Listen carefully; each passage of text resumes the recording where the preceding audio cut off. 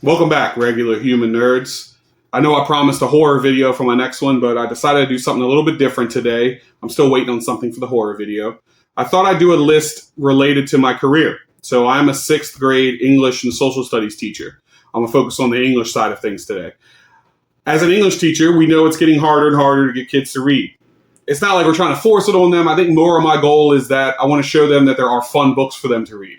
A lot of times the curriculum books and stuff like that, they can be good, but a lot of times they're watered down. They're not very entertaining to the kids. They're safe, to put it frankly. Like we still get some good stuff. Like I still like that seventh grade gets The Giver in my district. I still like that fourth grade gets Percy Jackson, things like that. But it's getting rough to where I'm wondering, 5 years down the line, if we're going to have any fun books to read to get these kids into reading. Because I think, on the one hand, we want to complain on the district level of kids are reading scores are dropping, blah, blah, blah. But on the other hand, I'm like, well, what are we doing to actually make them like reading? You could complain about dietary habits all day, but if you don't make good food, I don't understand what you're going to get out of it. So what I thought I'd do today is share my classroom list. This is my books that I've put on my personal shelf in my classroom that I feel like have done very well with the kids. I'm also going to share some that I think have completely bounced off the kids that I thought would do well. I'm going to have it set in three different categories here. The first is going to be just the regular shelf in my room. That's the shelf that I don't think is going to be offending anybody. It's not going to be harming anyone. It's just regular books for the middle grade level. My age range is, I mostly have taught 6th through 8th grades. That's a lot of where my book range is, which I'm going to get into how that can be very wide in a little bit. But I also have a restricted shelf in my room. I'm going to talk about that second.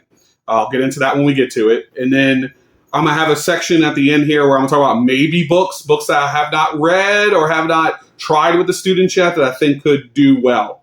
So if you're an English teacher or a parent for that matter, and you're looking for something to get your kids into reading, like you're tired of them sitting and doom scrolling all day and you're like, there's got to be a book that maybe my kid will like to read just to get them into doing something. At the end of the day, it doesn't have to be about the enjoyment of reading. It can just be about the skill of reading. It can be about how, I need to get my kid to be able to sit for 20 minutes and do something without getting bored or losing attention.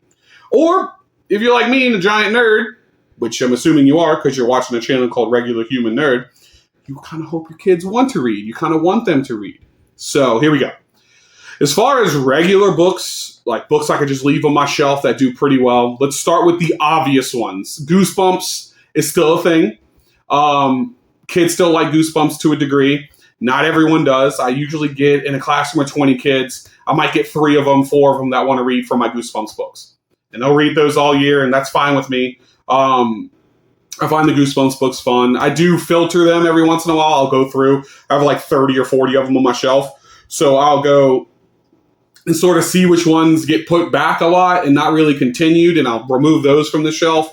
And I also do book talks in my class. So the ones that kids do book talks on, I keep on my shelf, obviously, because I'm like, well, clearly a kid liked that enough to finish it. So Goosebumps is a good one. I Survived. The I Survived series is good for kids. I have a lot of I don't like to read boys, and I just want to play sports boys. They tend to gravitate towards the I Survived stuff. They really like when we teach Hatchet in class, so they want more of that. So get a good grab. Get a couple I Survived books. There's different kinds too. Like you can grab. There's the ones about war that might fit certain kids. There's the ones about nature that might fit other kids. There's some about like natural disasters, like earthquakes and things. So yeah, there's that. The Warriors by Aaron Hunter, the book about cats that talk to each other, and it's like very fantasy oriented. I've had some good success with that each year. I've had a couple of girls in my class each year that like to read those books. So I would say that if you can find those books cheap, or at least the first one cheap, grab the first Warriors book, throw it on your shelf. You might be able to get someone into reading with that. Percy Jackson obviously is a big one. My only complaints about Percy Jackson is that you have to watch kids pretending that they're reading that one because the movies and TV show and stuff like that. I do run into that problem a little bit where, it's like I'm pretending I'm reading this, but really I'm referencing the TV show. Kids will be kids, right? They're going to try to get out of work. It's just the way it is. That being said, my only other issue with Percy Jackson, and I find this to be more of a personal thing for sure, is that I find his chapters to be very long. And when I'm doing my independent reading in class, I think students will bounce off of Percy Jackson a lot because they'll feel like it takes forever to get to the next chapter. So keep that in mind. To each their own. It's whatever. All right, I'm going to get into two of them real quick that may have controversy, but let me get into why I keep them on my shelves. Hunger Games and Harry Potter. They're in the zeitgeist. They are books that kids have heard about without even having an interest in reading. Kids, if you say Hunger Games, they know what you're talking about. If you say Harry Potter, they know what you're talking about. Harry Potter was such a big millennial thing, and we're seeing a lot of those kids come up through the school system now, that having Harry Potter on my shelves, the kids are not reading Harry Potter and then immediately jumping. Half of them don't even care who J.K. Rowling is. I'm going to be honest with you. They're just reading Harry Potter because they want to read a book about a boy going to wizard school. That's it. A lot of them actually bounce off of Harry Potter. I had this realization with the first Harry Potter book that it takes quite a while for Harry to get to Hogwarts in that first book. So I actually have a lot of kids that bounce off. Usually the kids that push through the Harry Potter books are my more probably honors, gifted-oriented students, in which case I'm not really worried about them being, going home and having this major blowback on me because they're smart enough to do their own reading and they're fine. Hunger Games is another one which a lot of people will be like, oh my God, you keep that on your shelf. I feel like that's in such a zeitgeist at this point that kids know what it is. I don't think parents are very surprised by it. And that's another one that the chapters are very long. So a lot of the students who begin that book that maybe I think like, ooh, I don't know if if their parents will be able, like they don't even get very far into it. They usually put it back on the shelf. That one's another one that's more geared towards my honors and gifted students. They'll tend to push through that book. So let me get those two out of the way. Politics or not, Harry Potter is, when it's read by kids, it's read the same way we read it when we were in school, which is, oh, look, a boy going to magic school, doing wizard stuff. Oh, no, Voldemort. Oh, no, blah, blah, blah. They're not worried about it. Let them learn about that stuff later. Like, we don't need to be corrupting their lives right now with that stuff. Like, let them enjoy reading. Let them like to read. Because if they learn to like to read, then they'll be intelligent enough that when they see that stuff when they get older, then they can form their own actual educated opinions on it. So that's my opinion. So, all right, here's one that surprisingly I've noticed is doing very well on my regular shelf. And that is the first Reckoners book by Brandon Sanderson, Steelheart. I have all three on my shelf, but rarely do the second one and the third one get hit. In fact, I'm thinking about taking the second and third one off because it's confusing the kids. They'll start with the second one and have no idea what's going on. So I might pull those two off and leave Steelheart. I have 2 copies of Steelheart up there now because I often find boys who I'm like, hey, you like Invincible? You watch The Boys on Amazon? Some of them have. Try out Steelheart. Steelheart, it's about a kid, doesn't have powers, goes out there and he has to fight against epics, which are people with superpowers, who have all turned evil. And one of them killed his dad in the beginning. And you're like, how's he going to get revenge on the guy who has no weaknesses? He has to find out his weakness. He has to figure it out. The kids get sucked into it. They like it. They like the characters. I find this is a good one for boys. Steelheart. Get that boy that can push through a 300-page book, and you're good. You can give them Steelheart. I'm gonna talk about another Sanderson book later for the bounced off side, which might tick some of you off, but it's just the reality for me.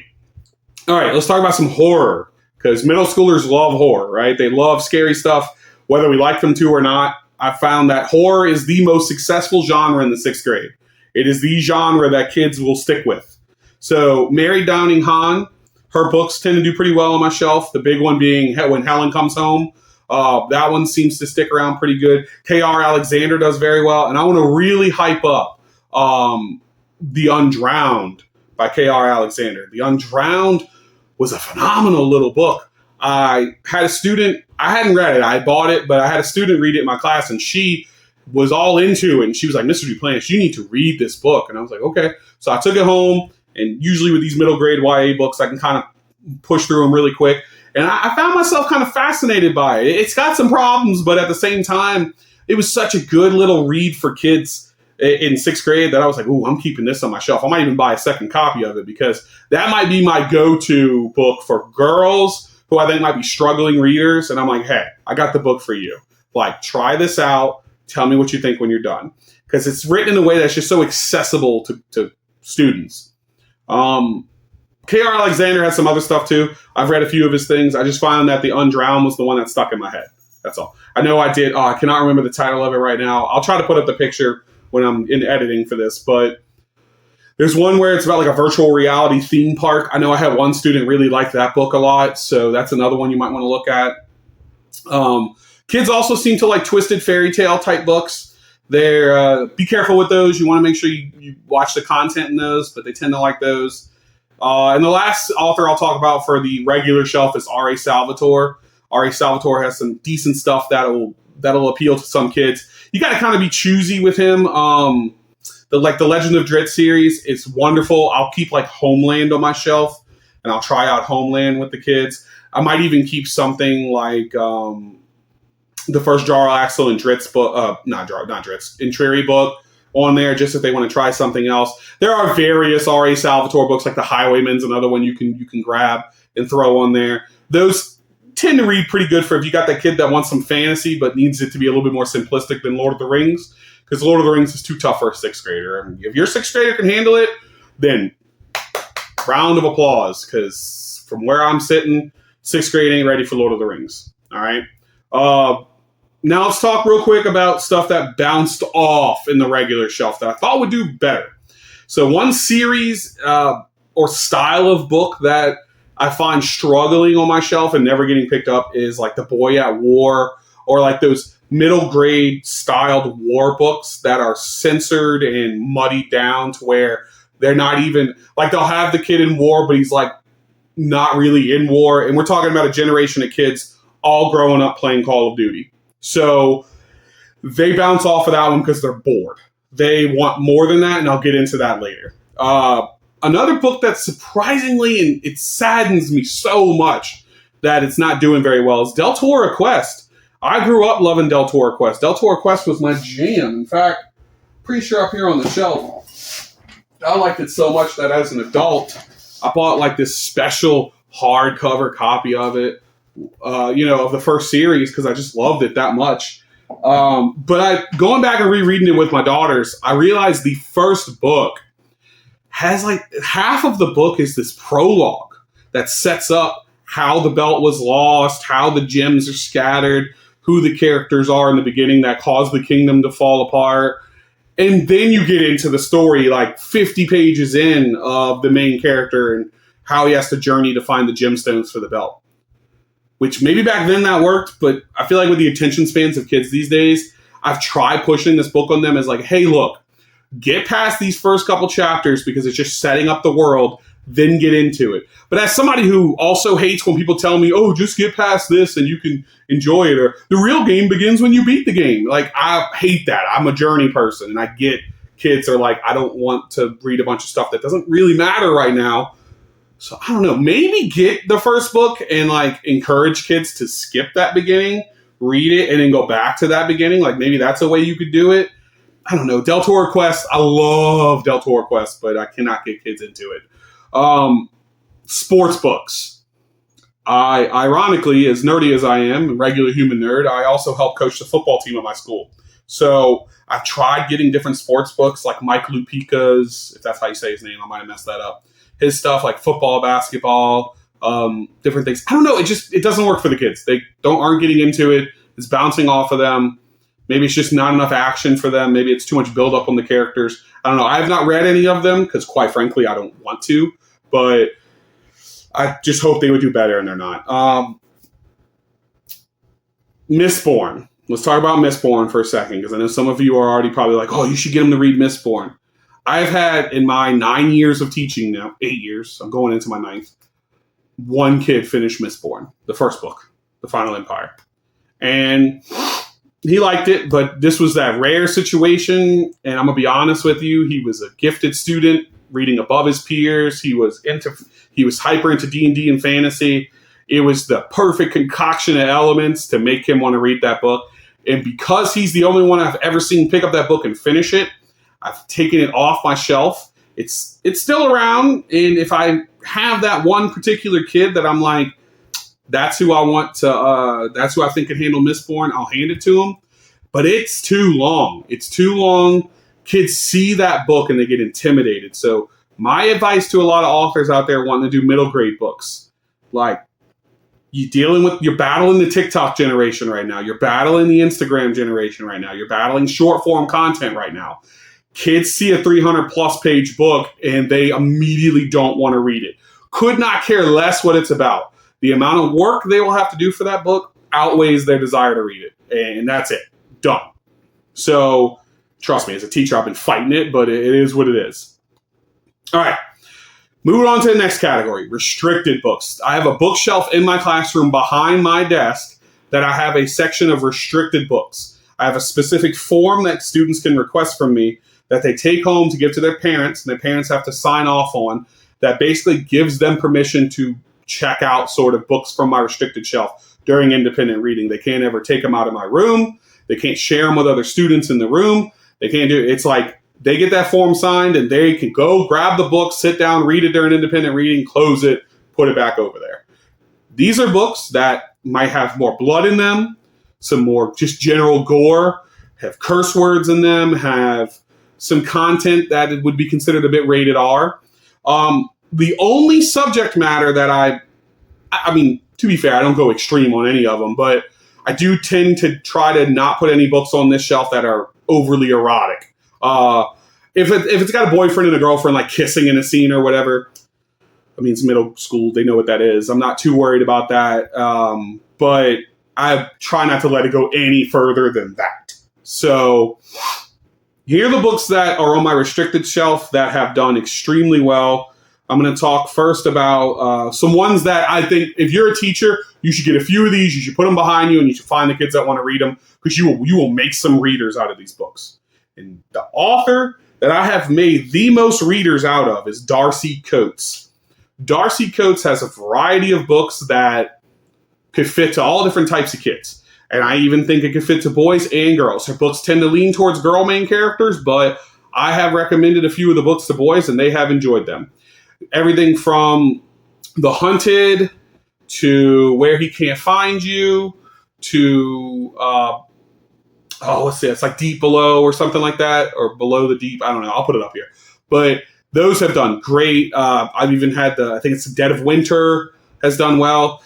Each of her books have varying levels of gore or whatever in them. Like one that I'd be careful about is How Bad Things Can Get.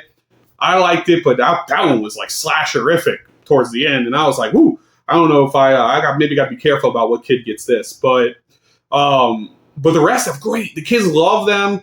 I've had the most kids pick up and finish those books above any other book in my classroom. They love Darcy Coates. They get all up into her writing. So keep it up, Darcy Coates. You're getting the kids reading as far as my school is concerned. DJ Malls is another one. I don't know if I'm saying his last name right, but he wrote the Remaining series. The Remaining is a zombie apocalypse style book series that I'm getting into. I've had a few boys that really like that one, so I keep the first couple of those on the shelf. But that one, it's got some gore, got some gunfire, and it got some stuff like that. So I find that's better if I keep it on the restricted shelf.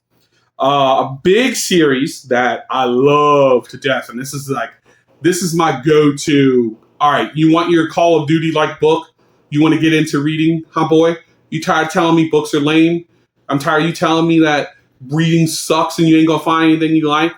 Well, I give them Helldivers by Nicholas Sansbury Smith. Helldivers is the book that gets boys into reading.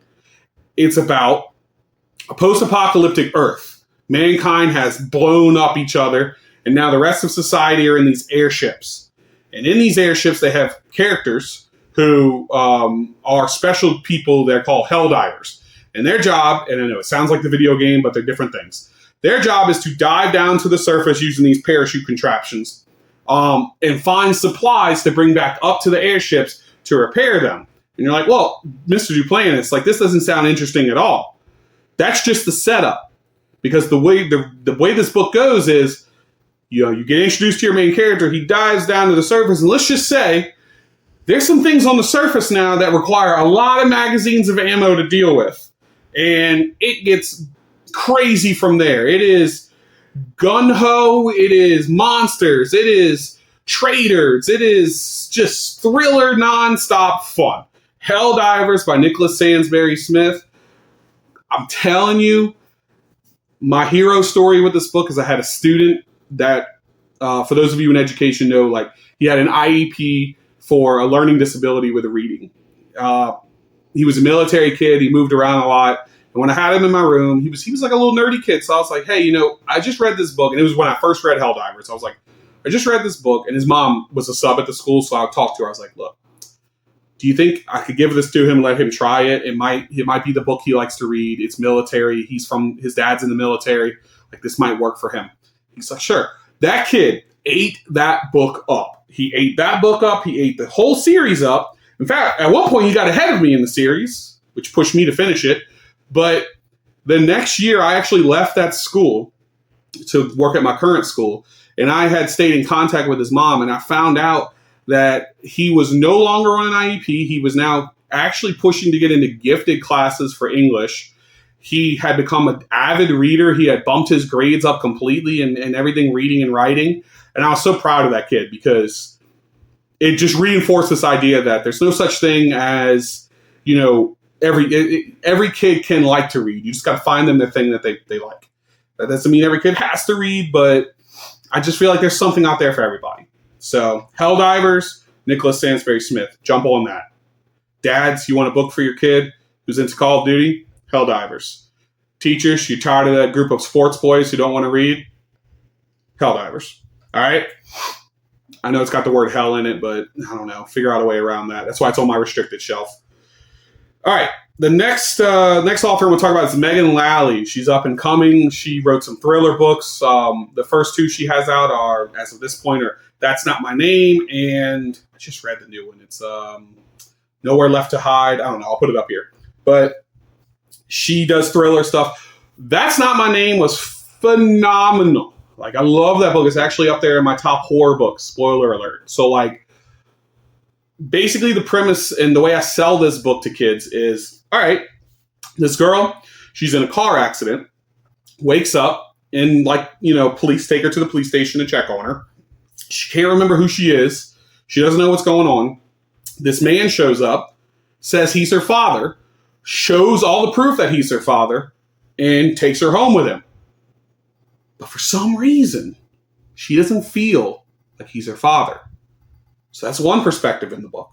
The other perspective, this boy had gotten in a fight with his girlfriend one night. His girlfriend stormed off away from the car, and then she went missing. The whole town thinks he's involved, and he's trying to figure out what happened to his girlfriend. And these two threads, Megan Lally, that's how you say your name. Sorry if I'm getting it wrong. She winds them until they cross at the end of the book, and she does it in a way that was very emotional, and I think it's perfect for kids. So, by kids, I mean middle grade. I think it's the kind of step-up book that'll get them into reading some deeper material.